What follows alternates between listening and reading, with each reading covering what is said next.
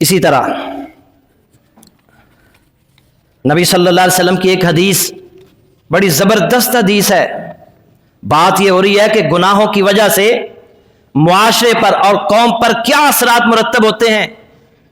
ابن ماجہ کی 4019 نمبر حدیث نبی صلی اللہ علیہ وسلم نے فرمایا لم تظہر الفاحشۃ فی قوم قط حتی یعلنوا بها. کسی قوم میں بے حیائی اس قدر پھیل جائے کہ وہ کھلم کھلا اس کا ارتکاب شروع کر دیں. بے حیائی کا کھلم کھلا ارتکاب تو کیا ہوگا؟ الا فشا فیہم الطاعون والاوجاع التی لم تکن مضت فی اسلافہم الذین مضوا. تو ان میں طاعون کی بیماری پھیل جاتی ہے اور دیگر وہ امراض بھی جو ان سے پہلے لوگوں میں نہیں پائی جاتی. بے حیائی بدکاری کے عام ہونے کی وجہ سے، کھلم کھلا ہونے کی وجہ سے ایسی بیماریاں اللہ مسلط کر دیتا ہے، ایسی بیماریوں میں مبتلا کر دیتا ہے جو پہلے لوگوں میں کسی نے سنی نہیں تھی. آج بزرگ کہتے ہیں نا جی پہلے تو اس طرح کی بیماری کبھی سنی نہیں سی. یہ سزا ہے اجتماعی طور پر.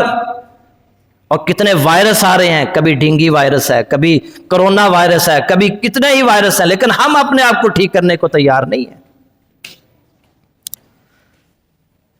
اور پھر فرمایا وَلَمْ يَنْقُصُ الْمِكْيَالَ وَالْمِيزَانَ إِلَّا أُخِذُوا بِالسِّنِينَ وَشِدَّةِ الْمَعُونَةِ وَجَوْرِ السُّلْطَانِ عَلَيْهِمْ.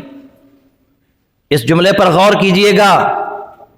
جب لوگ ماپ تول میں کمی کرنے لگ جاتے ہیں، ڈنڈی مارنے لگ جاتے ہیں، اب اس سے مراد صرف ماپ تول میں کمی نہیں، اس سے مراد کسی کا حق دبانا بھی ہے. جب لوگ کسی کا حق دبانا شروع کر، معمولی سا حق، ماپ تول میں کتنی کو ڈنڈی ماری جاتی تھی.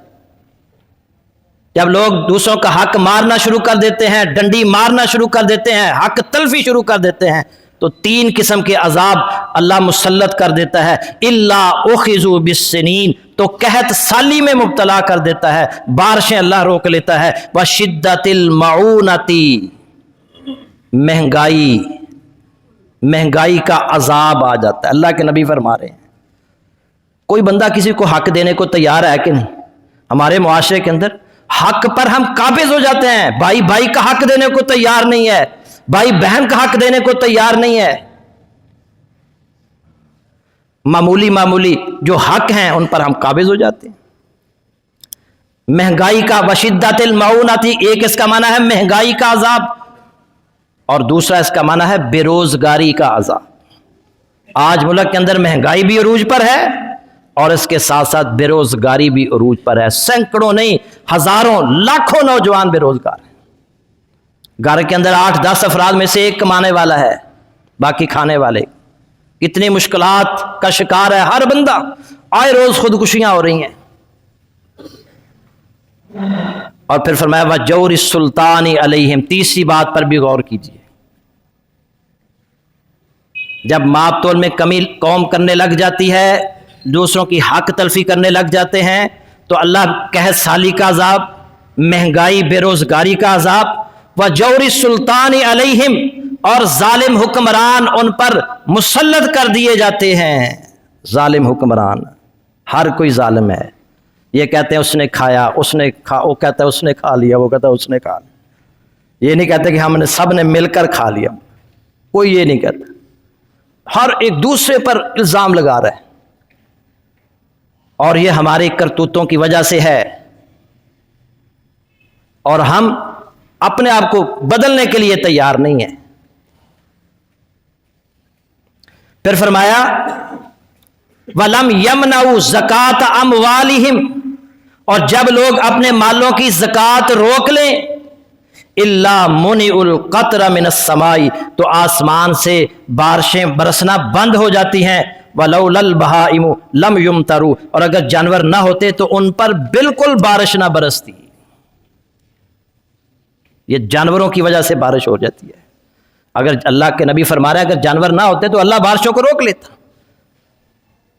وَلَمْ يَنْقُضُوا عَهْدَ اللَّهِ وَعَهْدَ رَسُولِهِ، اور جب وہ اللہ اور اس کے رسول کے عہد کا پاس نہ کریں، الا سلط اللہ علیہم عدوا من غیرہم، تو اللہ تعالیٰ ان پر بیرونی دشمن کو مسلط کر دیتا ہے۔ اللہ کے نبی نے 1400 سال پہلے ہمیں یہ واضح کر دی۔ اللہ اور اس کے رسول کے عہد کی خلاف ورزی کرنے کی وجہ سے آج ملک کے اندر یہ دہشت گردی کیوں ہے؟ کون کروا رہا ہے؟ بیرونی دشمن۔ بھارت نے بندے تیار کر کے پاکستان کے اندر داخل کر دیے۔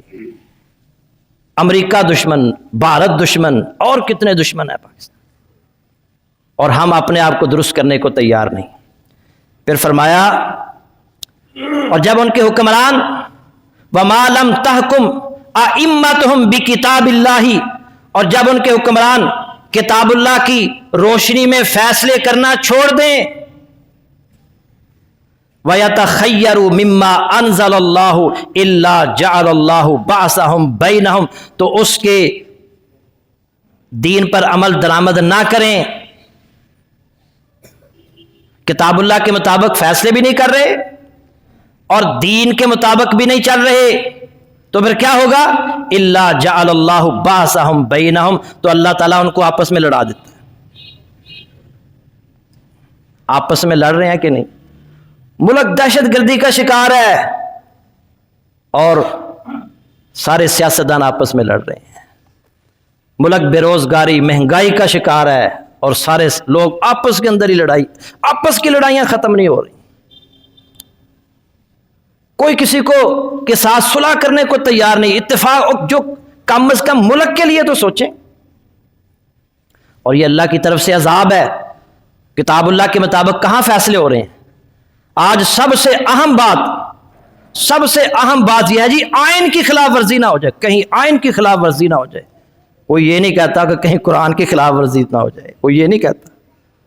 پورے میڈیا پر شور مچا ہو کہ اگر الیکشن وقت پر نہ ہوئے تو یہ آئین کی خلاف ورزی ہے اور 1973 کا آئین جو ہے نا وہ برباد ہو جائے گا۔